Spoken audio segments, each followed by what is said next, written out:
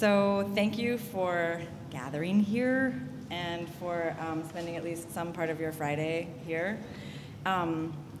If you were here last night, thank you for that as well. It was, for me, I was realizing this morning, a really grounding experience, as it often is, to hear Mchough's work and her thought, especially when you get to hear it live, where she's answering questions and this sort of thing. She put so much into words last night that I have not heard her say before, so it felt like a really rich few hours. And I keep thinking about what she said about her own work and work like it, that it's not necessarily immediately useful or effective, but that the works, and then this is her words, act in the long term, haunting the viewers. It's this haunting that so draws me to her work and its refusal of both the more normative capitalist time as well as the simple binaries of life and death, living and dying, the living and the dead. So it was especially profound last night to be here and to be with those of you who were here and receive that from her.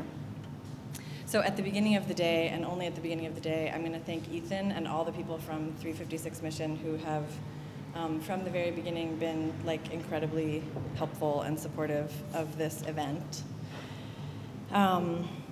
And it's a lot of work to make it possible, so thanks. And also to Virginia, who's sitting in the back, who most of you know, who has also totally made this possible, helping me organize and pull together all of the many moving pieces. She made the very pretty program. There aren't many left, so you might want to grab one. Literally overnight, and it's the visible part of her work, but she's done a lot of things that you won't be able to see and hold that I just want to thank her especially. Okay, don't worry, I'm not going to read all of these pages. So I'm going to be thanking you guys throughout the day, but for the people that are participants who are here right now, I really appreciate your saying yes to this and to this experiment, and I'm thankful that you're here and willing to share of yourselves. So thank you for that. Okay, I wanted to frame a little bit, speak a little bit to how this all came to be. I was hired in 2013 as the professor of art writing at Irvine.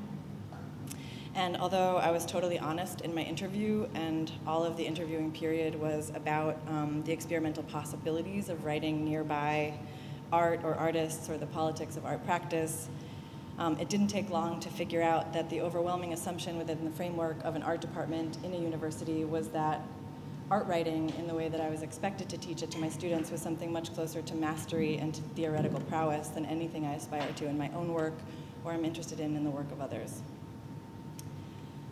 I was remembering this morning that some time ago, A.K. Burns and A.L. Steiner asked me to write a piece for the zine that would accompany the opening screenings of Community Action Center. I was given an advance copy of the film and spent many hours that summer watching it and rewatching it, trying to figure out how I could possibly come to language towards the film, how I could possibly come to language differently. There was so much literally bared in that film, so much given, so much made vulnerable, that any surmising or summarizing or even more analytical readings of the film when I tried to put them into sentences felt violent. This had been with me already for many years, but was made stark when I was suddenly asked to make words around the bodies, the sexualities, the efforts of the people in the world who had become my community, my loved ones, and my friends. That text was one of the hardest experiences I've ever moved through, and something broke in me then, and something broke open, and has been breaking and opening ever since. Mchough's words that demonstrate so beautifully the difference in position between speaking about and speaking nearby tangle in me every time I sit to write. If speaking about requires a distance, an illusion of some kind of objective stance, then speaking nearby admits, opens up to, says yes to, a closeness that actually forecloses on the very possibility of objectivity. It opens ways for us to see that stances of performed objectivity are often interwritten with the desire to master knowledge, bodies, the work of others, the work of ourselves.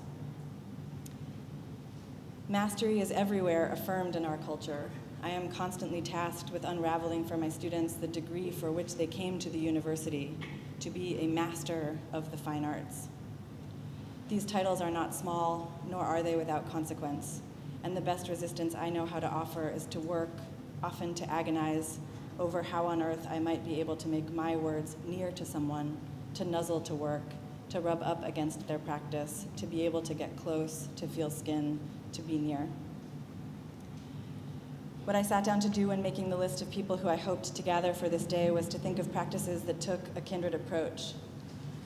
Practices that were aware of the pitfalls of mastery, its dangers and its violences, practices that each in their own right work towards nearness, closeness, kinship. Oh. Last summer, I was so fortunate. Last summer, I received a crazy grant from my school through the university system, the very system I so frequently abhor. It's a weird bind. I was awarded $45,000 that I could use towards my own research, and I knew immediately that part of what I wanted was a day like this. A way to show the university that a person's research can be, perhaps must be, a gathering practice. A day to see the interwritten quality of the work that we do, to witness both the affinities and the divergences, to see that figuring out how to speak in one's own voice and in the voice of multitudes, how to speak nearby, is itself a political project, and the work that we write near and with also has an urgency that, because it is termed art, is often assumed to be elective. But if everywhere around us is a system telling us we cannot, we should not, we will not, then art remains a field in which possibility beckons, an other possible, an other form of being, another form of being with. I wish we could all meet up again tomorrow to talk together about what happens today. And my hope is that these conversations and performances and presentations will ripple out among us, and also to people that can't be here, and to events and texts and performances that are still yet to come, to new ways of researching and writing and thinking and being with.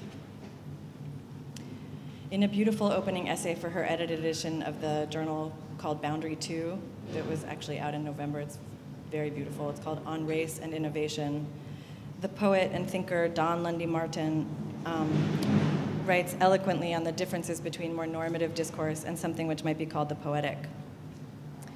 Acknowledging that she begins with a premise of bias, she writes, and these are her words, I assume that poetry in this historical moment that takes up race as a concern, or poetry written by racialized subjects, must, almost by necessity, step outside of conventional knowledges, languages, and approaches to the poem if it's going to say anything of importance at all. Convention, she writes, really is a killer. Without wanting to elide the differences between the work she's presenting and the work we will hear today, speaking nearby demands of the writer, the speaker, the performer exactly this kind of resistance and this kind of innovation. A willingness to step outside of conventional knowledges, languages, and approaches, a willingness to get messy, to be vulnerable, to mistake. The work of the people gathered here today refuses to produce the easy, palatable, affirmed forms of knowledge that I can take home and put on my shelf without thinking about too much again. Instead, what opens up in their work is often vulnerable, messy, raw, sometimes broken, almost always unsure, and in that, alive, luminous, visionary, possible. This work does not always hold in conventional ways. It does not present itself as necessarily or immediately useful or effective, as Mchugh said last night. It dances happily with failure and with brokenness, makes room at the table for the many, the marginalized, and the discarded. And it will haunt you, rippling out and roping you in, and hopefully when you next sit down to write, it will tease you to tease it out, to resist, to make new sentences that might stay near, that might make possible, that might live with, and so that breathe. Okay, so hopefully you can pass this on to all the many people that aren't here yet, but that are definitely coming. My introductions are gonna be totally unforgivably inadequate, partly for time reasons. I'm not going to sing the accolades of each participant because everyone can find them already. Those are the things that you can find pretty easily. Actually, they're in the program, kind of, so you can read them in the program. What I'm going to do is say their names and draw the shortest, thinnest lines of relation among them. So I'll do this at the beginning of each group, and then we'll hear from everybody kind of consecutively as the groups go. This one's going to be a little bit long. It's like 2.5 hours, this first part, and then it'll be great after that, and during. So I asked Amanda McGough and Tyler Matthew Oyer to start the day because each of them has been responsible for starting a place where pieces of the kind we are gathering here might live, might be published. They both have practices of their own that live well beyond these journals, but it's the efforts they've made towards building spaces for alternative forms of kinship to happen in words that brings them together today. So, like that.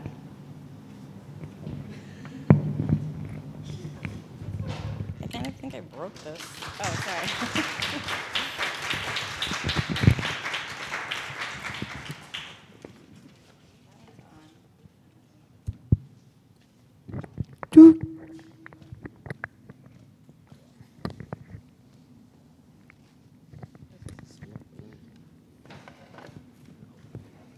Yeah, so we'll open up very raw.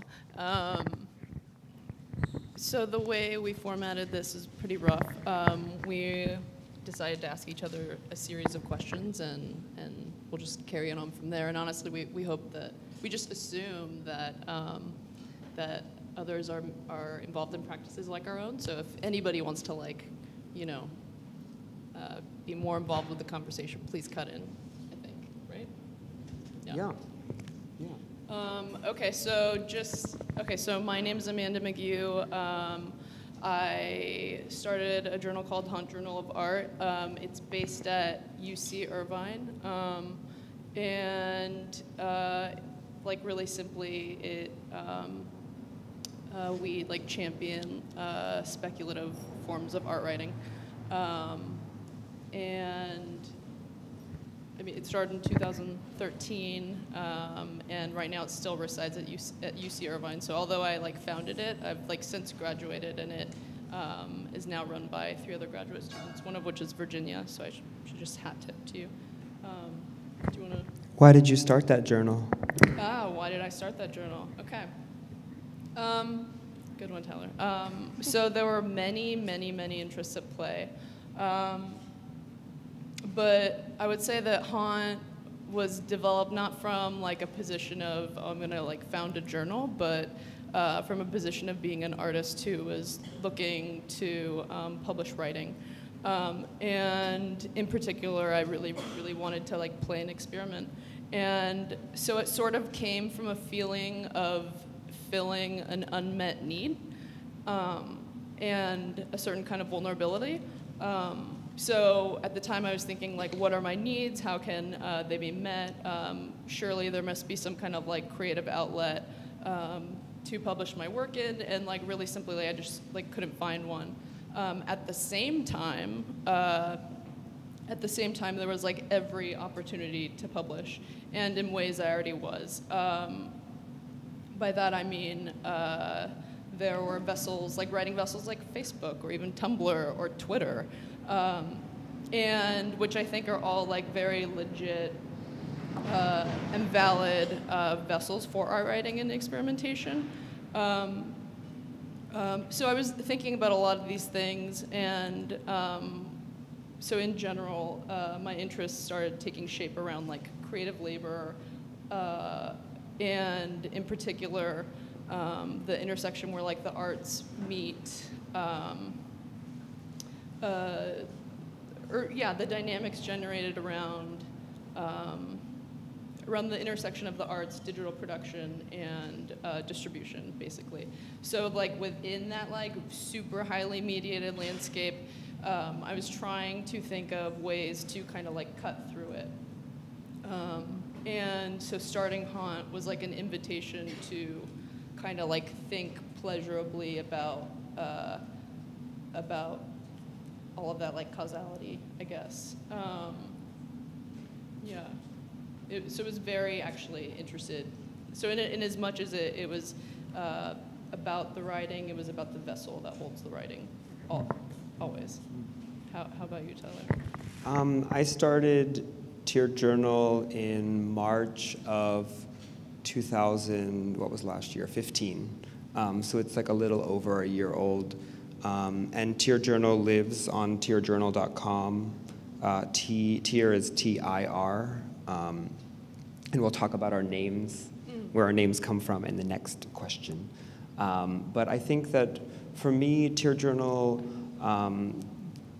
came out of I am someone who makes performance images, moving image, and I like to write.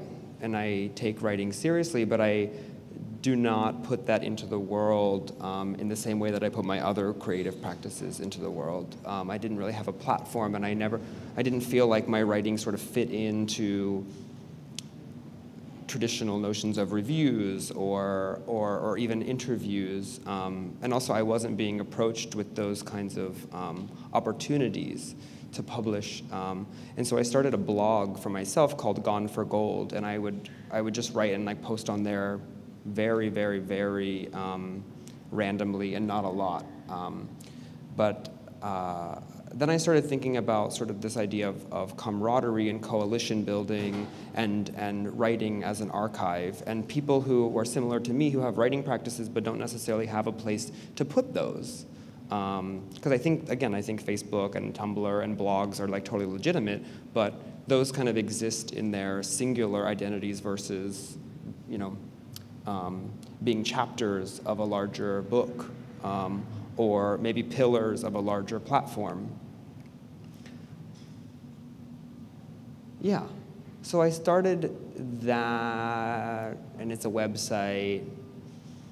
It's kind of open submission. I email people every now and then when they come to mind, or when I'm talking to someone, and I say, like, I started it also myself, and I run it myself.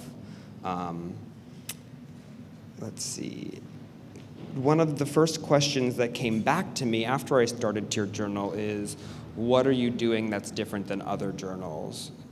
Which was kind of an uncomfortable question, but ultimately like highly generative, which was the idea that Tier Journal focuses on queer, feminist, and underrepresented voices. And I guess I'll skip into the next question, which is, and Tier stands for theory, interviews, and reviews. And those, to me, can take any form. We just published a 6-month email conversation with the New York-based dancer Jen Rosenblit, unedited. I don't know how many thousand words it is. Litia, you read some or all of it. Like, yeah. And the other, I don't impose word counts. I don't content edit. I also don't subscribe to any idea, it doesn't have a fixed identity. I believe the identity of Tier Journal is who wants to participate and how they choose to participate, and how I can use my time and resources to accommodate someone else's vision. And there's one other thing. So the other thing that Tier Journal started, and Tier Journal is also, at this point, will never be printed as something you can hold. It's meant to remain in the digital realm. In July of last year, I organized the first Tier Talk as part of Johanna Breiting's exhibition, Epitaph for Family at Human Resources. Johanna did this really expansive multimedia installation that was up for almost a month, I think, in the summer. And so she wanted to do programs, and I said, let's do a talk, because her show was all about queer family making and what that looks like and the different conversations that take place around that. And so I said, let's do a talk about these ideas in the exhibition. And so that was the first Tier Talk, and people liked it. And they're like, when are you going to do the next one? And I was like, whoa. I don't normally organize community conversations, so I need some time to think about what this means. And so we did the second Tier Talk in January of this year at Peter Space. And some of you were there, some of you were participants. And those Tier Talks are meant to be as non-hierarchical, community, horizontal, all of those idealistic things we're trying to work towards. Yes. Yeah, no, that's interesting. I mean, Haunt really it actually, especially for the first 2 issues, the third one is in production right now, but it really does privilege the page and printed media actually. And if anybody wants, there are copies right over there of the first issue. But no, I think that it's interesting that 2 journals were started and at relatively similar times, within a few years of each other, but like have manifested in such different ways. Part of, I think, or again, just within the first 2 issues, part of what we were like really, really concerned with is pagination and how you can play with that and how that like reads into content. Like in the second issue, we had this really, really fantastic piece by Abigail Collins called Confiscation. And in her work, it's such a beautiful piece. I hope you'll see it online. But she was writing about experiences she had in Palestine. But they're experiences which she couldn't like capture through photography. So she she only had her words in her memory. And in like kind of articulating or in support of like her conceptual endeavors, like we ended up publishing the piece kind of in a more scattered way, sort of like throughout the journal. And so that, it's like super minimal, and but like I guess that's how we like play. But I don't know. Should I? I don't. Well, I guess no. It's just you went to the name of your journal. I guess. Where does haunt come from? Well, no. It's like such a silly thing. Okay, so no. It's like really, really, really important to me.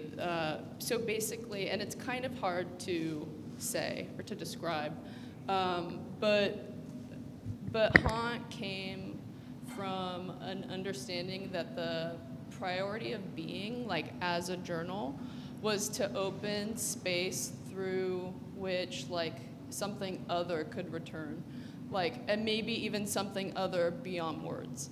And so like the first word, haunt, was really about kind of like embracing a space that like escapes representation in a way.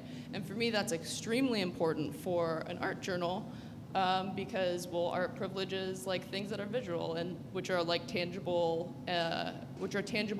representations. So it's slight, but it seemed like really, really, really important. But also, and this is kind of silly, when the journal first came to be in October of 2013, October is like my favorite month because of Halloween, and I'm obsessed with Knott's Scary Farm, which is a night at Knott's Berry Farm, but for like haunting. And I had just gone like a few nights prior to naming the journal, and it's so silly, but I just like really like the idea of kind of having that be a namesake, because it was a way of acknowledging that I wanted to open up a space which could possibly scare me. And that seemed really, really, really important, to make things that were uncomfortable. But it's yeah. interesting, haunt, I'm thinking about this idea of just speaking nearby, and haunting is sort of this thing, the idea is that it's not the thing, but it's maybe the specter of the thing, or it's the thing that floats around the thing, or is behind the thing, or is the memory of the thing. Mm-hmm. And so in art writing, I think that the idea of like allowing the writing to be the haunting, or allowing the writing to be the thing that haunts, I don't know, it just kind of creates this relationship to, like, through the form and the content. Yeah, no, definitely. It was also just like, something about naming it haunt was also just acknowledging that, like, it's so strange when you start, I mean, I'm sure everyone more or less has like started something, but when you start a journal, it's actually like not so unlike starting a business or something like that.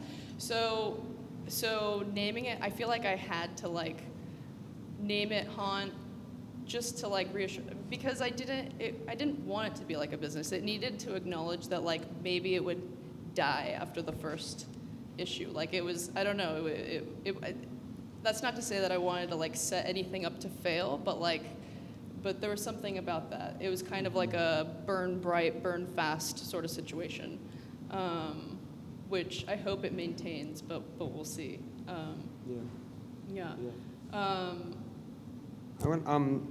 I guess kind of leading into the next question as far as like how is what we're doing different, I think we already kind of outlined a little bit of that with our introductions.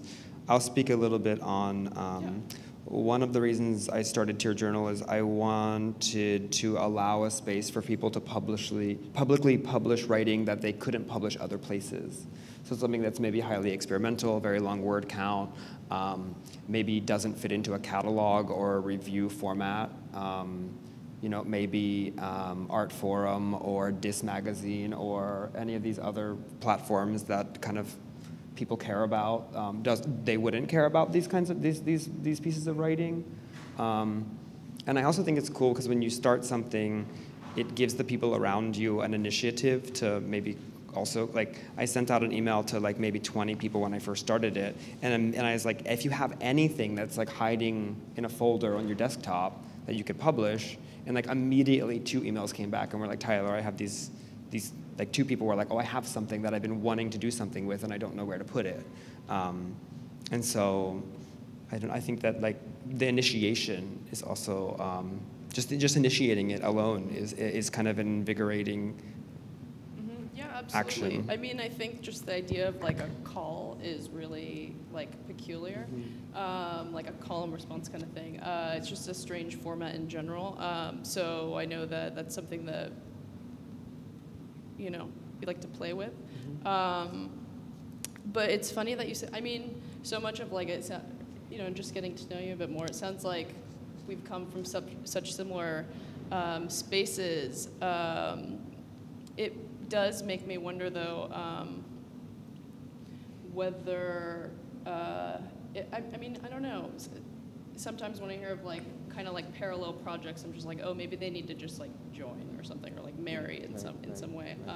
Well, speaking on that, did you know I was starting? We started our journals basically within like a few months of each other. I didn't know about Haunt Journal. Did you know about Tier Journal? I did not. Yeah. I mean, yeah, no, I didn't know. I think that's important. Yeah, I mean, it could just be that, like, I'm bad at like publicizing things, but no, like honestly, if I'm being totally serious. But yeah, no. I mean, yeah, I think that is important. Well, when we were reflecting on this on Sunday, we like met up and had a coffee because Amanda and I have known each other for a few years, but we've never actually gone in deep. Like we've never had like a moment to sisterhood, and we were kind of both like. We were both kind of like doing some dirty laundry as to like why we really started our journals is because like we don't like the dominant voices and we think that like some art writing is like highly problematic and exclusive and and so we thought like how can we create a space that you actually said like how could you create a space that you felt confident publishing your work in and amongst other works. Well, or just that would like but I think it was really about getting past a certain kind of like more executed criticism, which I just really wanted to like push. I mean, I'm just completely uninterested in that.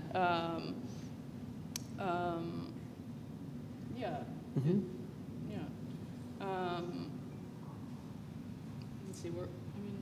I don't know. Well, I think like well, our next question is what are the brick and mortar, like how do you actually run Haunt Journal? Like where does the money come from? What do you do? Who maintains what? I know that you have a kind of a board of individuals you work with where I just kind of do it myself. So I think it would be good to talk a little bit about like what it actually looks like. Because when we send out our mailers or when you hold the thing, it's like it's a very like formalized, professional, it seems like it's got all of its shit together, but what's actually really happening? Yeah, I mean, there's like a board, we have there's a student advisory board, which initially kind of acted as, honestly, just in like more of a traditional way, which they acted as reviewers in like a blind review format.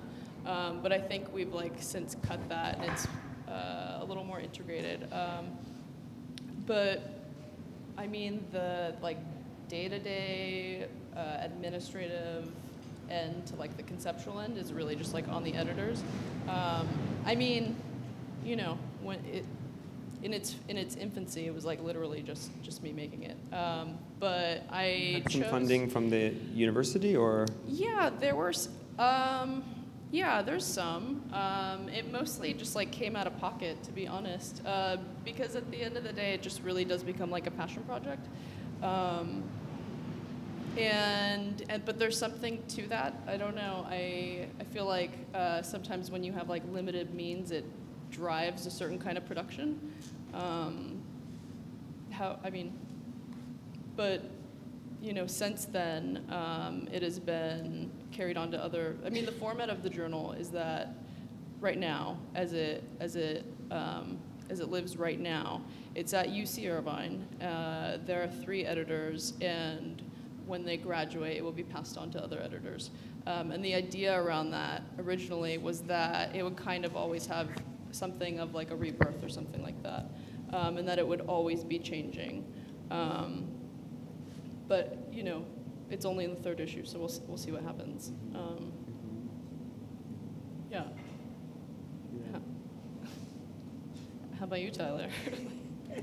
Well, similarly, I mean, Tier Journal was literally, you know, I came up with the name, I bought the domain on my credit card, I subscribed to an online publishing format because I don't know how to code, and I can't afford to pay someone right now, and luckily in 2016 there are all of these like very easy formats that we can just copy and paste images and text into. I edit everything myself. I mean, you know, we have like heytierjournal@gmail.com, but most of the correspondence is done through my personal email. I haven't hired anyone to help with design or with copy editing at this point. The one thing I'm weary of with Tier Journal is I don't want it to be Tier Journal is secretly Tyler's journal, which is right now sort of, because it's 1 year old and I'm kind of like, I'm single parenting it right now. It is that, but I'm hoping that as more content is put on more content and more forms of content are generated around Tier Journal, that other people want to be involved and know. I mean, we were kind of talking about this with Litia and also on Sunday, which is like, when you have a board of people, it can make the workload a little lighter, but it can also make decision making and execution a little bit more difficult.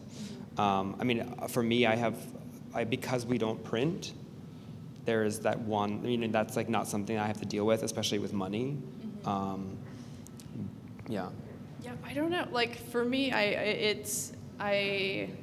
okay, like I'm good one-on-one. Sometimes in like public situations, I like tend to shut down. So it was sort of about like forcing myself to kind of like fight with others, because I felt like that was a really important tension to have, for different voices to like push against each other and disagree, and even like knock down. You know, to be totally honest.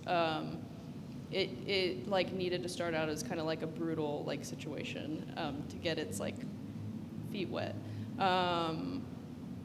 So I guess that was like part of the reasoning. And in that way, there are just many voices, but yeah, again, it's still like in its infancy. And although it sounds like I realize that you're managing it, but I mean, you've opened it up to situations where many people are always participating. I mean, it's not just a journal; it's many entities. It takes form in talks and performances, and you know. Yeah. What? Okay. I mean, I guess relatedly. How are we with time, by next? the way? Yeah. Sorry, I haven't been paying. Okay. Sorry. Like relatedly, how do you see it like developing, or it's, you know, like you just expressed a concern. How do you see that playing out, I guess?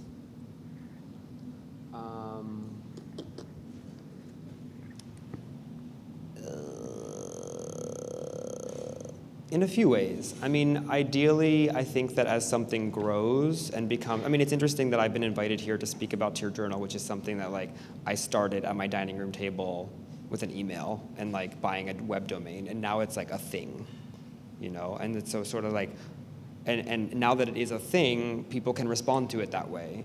And so I'm hoping that the more that people want to engage, the more solid of a foundation that is created with the platform itself, and then potentially, you know, we could get fiscal sponsorship, or we can get a grant to pay people, because right now no one has been paid, including myself.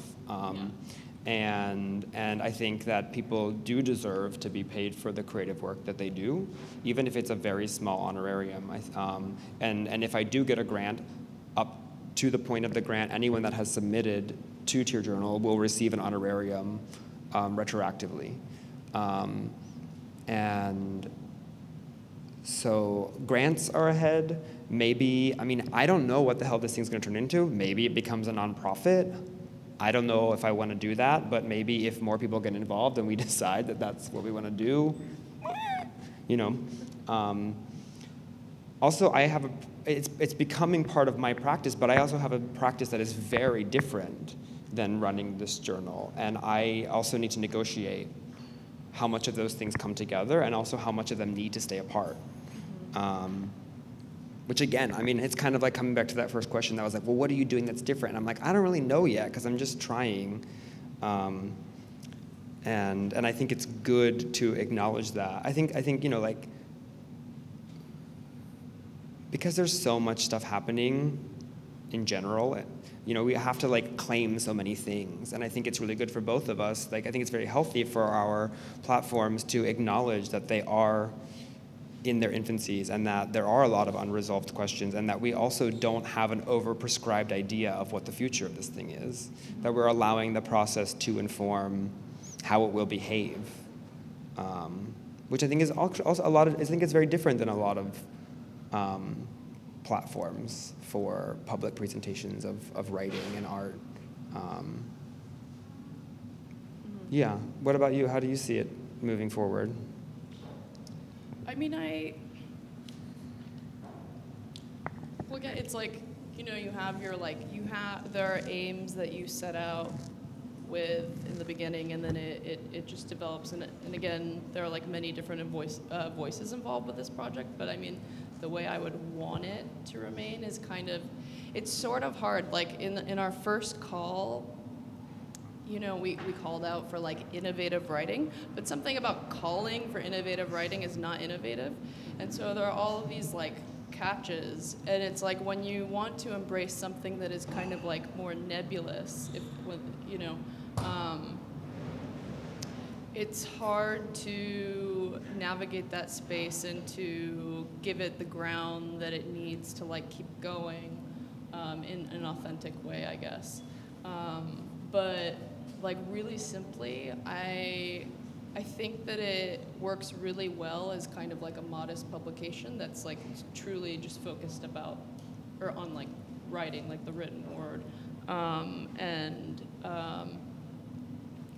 because that seems like such a tremendous task already, and so just like keeping some of that integrity is like literally all I'm concerned about.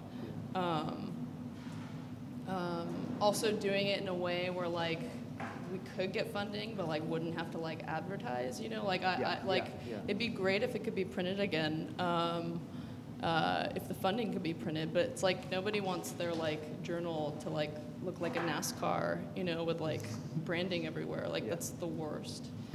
Those are around. Yeah, there are a lot of those. But I mean, you have to do what you have to do. But yeah. Or you don't, and you do something else. Right.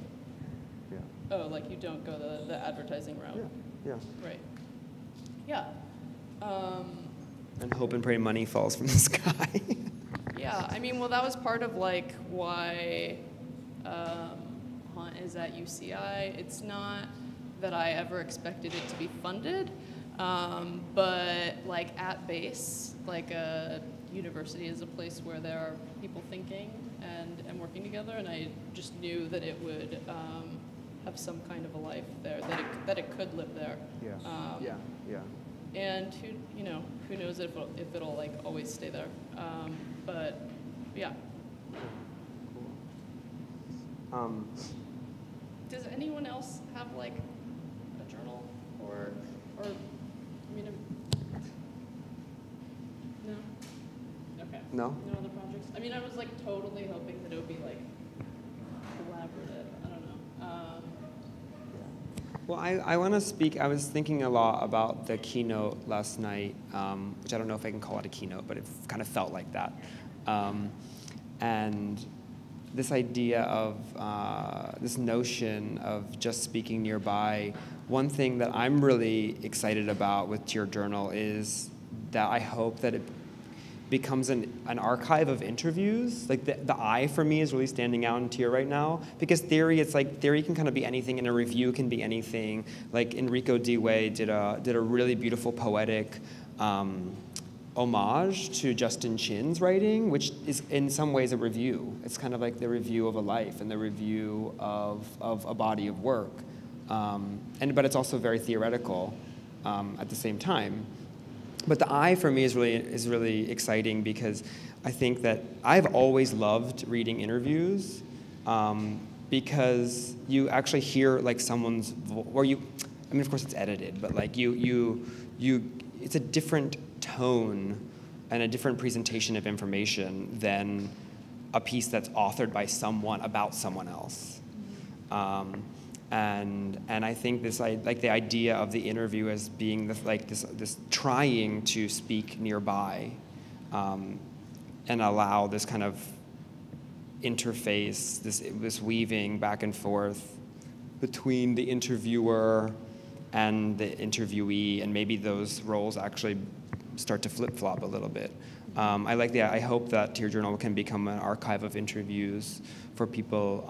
I actually just did an interview yesterday morning after breakfast with Harold Offa, who's in the back, visiting from the UK. We were having breakfast, and I was like, do you want to do an interview for Tier Journal? Because I think he's a really incredible artist. And I hope that other people want to do that. I also hope that people can use Tier Journal as a resource to their benefit. If you are someone who's like, oh my God, I've always wanted to interview Angela Davis, fucking email me and be like, and I'll be like, Tier Journal formally would for Jess to interview Beyonce, I think we can masquerade a bit. I mean, to me, I'm not afraid of that, because the masquerading as the behavior does not hold back what is produced. Yeah. Also, it's like we're all thinking all the time, and a lot of us are coming out of academies that teach us that we have to write about art. And sometimes, depending on your relationship to the written word and your practice, that can actually be like a really violent thing and a really painful thing. But then also when you go through that, and we probably all have collectively probably have hundreds of thousands of Word docs full of information that probably a lot of it isn't important, but maybe some of it could be. And maybe we could publish it in different ways, without having to kind of be too overly concerned with what it is or how it's behaving, and just kind of letting it. I mean, I think what did you innovative writing? Is that what you used, or? Yeah. Yeah. I mean, it's such a silly thing to ask for, though. Yeah. Goes but it's something itself. it's nice to toss it up and see who who's I want to be an innovative writer, or I have a piece of writing that's innovative. Yeah, no, definitely. I also just want to say, and I don't know why, I just feel so strongly about this other journal, and I mentioned it in our meeting together, but oh yeah, that one. No, it's just it's in addition to making your own things, it's appreciating the work of others. Well, one, I think it'd just be really rad to start a listserv or something like that if people just knew of awesome works being made. But there's this journal called No More Potlucks that runs in Canada, and I just it's such a beautiful format. But yeah, I basically just want to go forward by saying I think it's awesome that we have these like initiatives going on, and I just hope that they propel other works into being. And I also don't think that like making another journal is like always the best solution, but I mean it's certainly not what I like originally sought out to do, but it came into being because it was necessary. But yeah, however it you know, whatever work comes out of it is like always productive. And I think for us, I mean, it's funny because we were having this really nice moment getting to know each other, like being reacquainted with each other and talking about like how analogous our approach was, or like our needs and desires and our feelings and repulsions were to drive us to create something. And it's sort of like, oh, like, you know, like of course it's like, should we try to fuse these things together, or like, you know, like do we need to keep a distance? And then we were kind of like, let's just be sister journals, like let's just be comrades and allow, I don't know, like, and encourage each other and let what happens in each other's projects be a kind of a dialogue rather than a competition. Yeah. And I mean, you know, it's like funny because even this week I got a mailer about another new publishing platform. Yeah. Contemporary, I think. Contemporary. Yeah. Which I'm like, I mean, it's kind of like, is everyone starting journals? I don't know. But the last time I checked, like queer, feminist, and underrepresented voices are still underrepresented. So why not just make more platforms for them to be published in ways that like we feel confident with, you know, like fucking like not take over. I mean, you know, dominant voices are still dominating, and Donald Trump is still running for president. You know, it's like whatever we can do to kind of feel like we're scraping at the walls of the tower that need to come down. Yeah. You got a question, Johanna? I mean, I guess one thing is that probably there are people in the audience who have participated in Haunt or Tier Journal somehow. Does anyone want to speak about like their experience or not? I mean.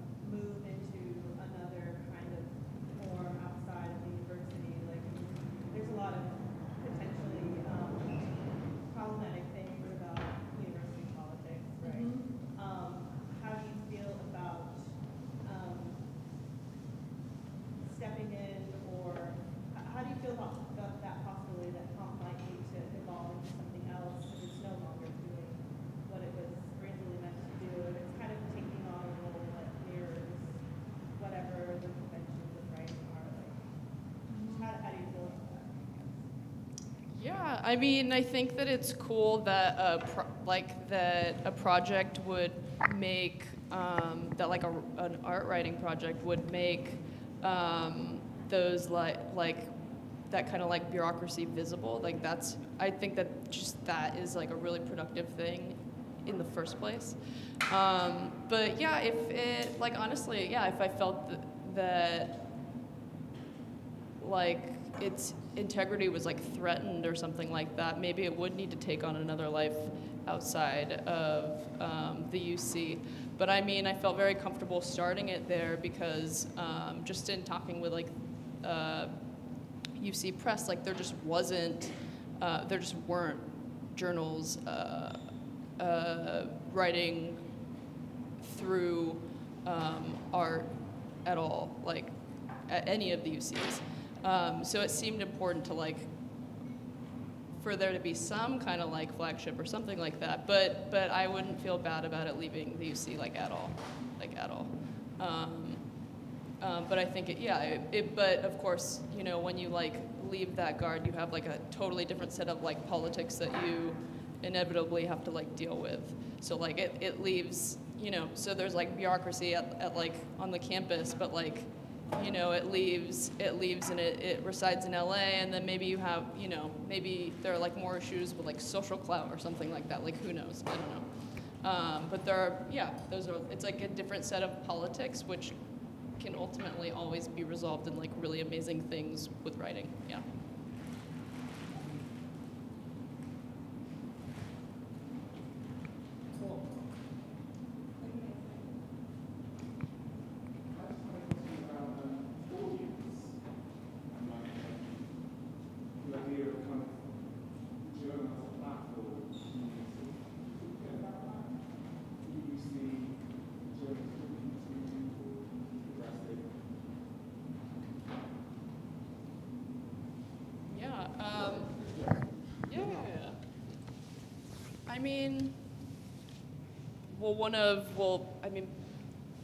Relatedly, like, I think an issue with my journal in particular, like, starting at a university is that kind of already, like, segregates it in a way.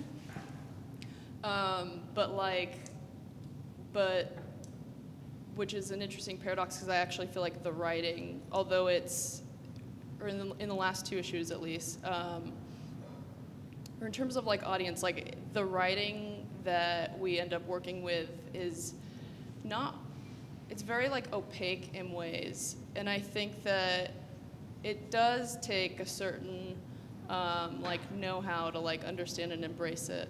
Like, I want like, I want teenagers to be able to read it, and I want like my mom to be able to understand it. I just don't know that that's always possible. And I don't know that that's totally like necessary though. Like like it's open to everybody, but I acknowledge that it's actually not that easy to like, it's not transparent, it's not that easy to like regurgitate and understand. Yeah, I mean, I don't think I have an ideal audience. I hope that there are audiences that can approach Tier Journal through the kind of theory, interviews, and reviews, and that people can come to those things with whatever their needs or agendas are. There are pieces of writing on Tier Journal that there are parts where I'm like, I'm not even sure I get it, Or like even like with the Jen Rosenblatt email conversation, like there's parts that are just like, it's like so idiosyncratic, kind of like stream of consciousness writing that I'm just like reading it and feeling it, Like I'm like, I don't even know if I don't, like this kind of, I think that the different approaches, the different styles, because I at this point, because I'm running it and I'm saying like we don't impose this certain kind of voice, I hope that different people can come to it with different agendas. I also hope it becomes a resource for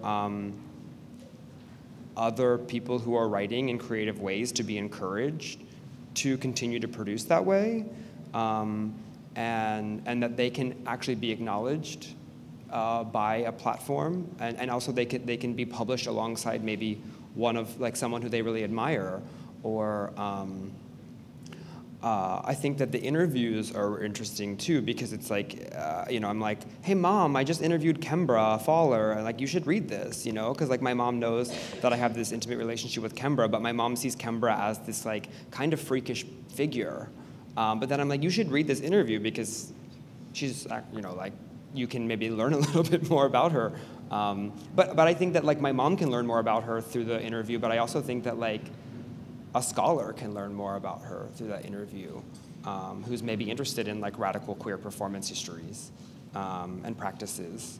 So I don't know. I mean, I think it's hard. It's like in some way maybe there's a naivete to how I am running this platform, where I'm like, I'm just kind of like tossing it up into the air. But I think it would be really. I think it would be really kind of like patriarchal and violent to overprescribe how I think this thing is going to behave and what I think it should do. So it's like answering the question and also ducking around the question, but. I guess that's what's behind my question is there's a thinking about often the contention between art and writing and the status that's kind of afforded. And it feels partly just because I know you, Tyler, like it feels like it's coming out of the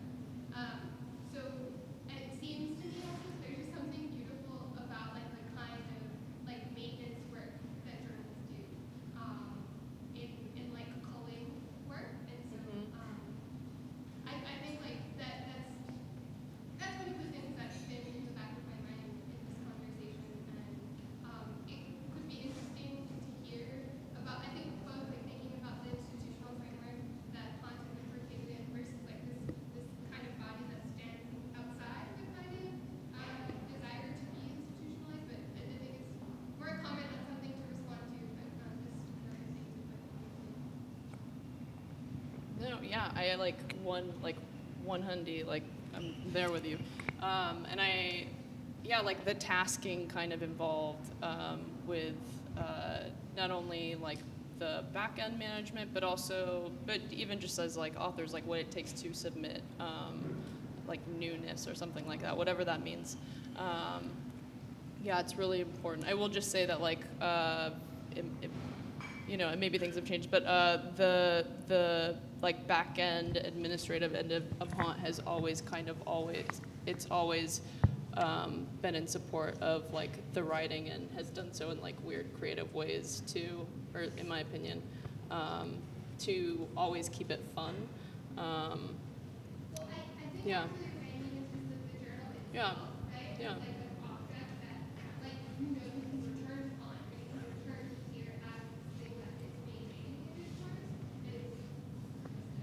Yeah. Yeah. Cool. Yeah. Okay.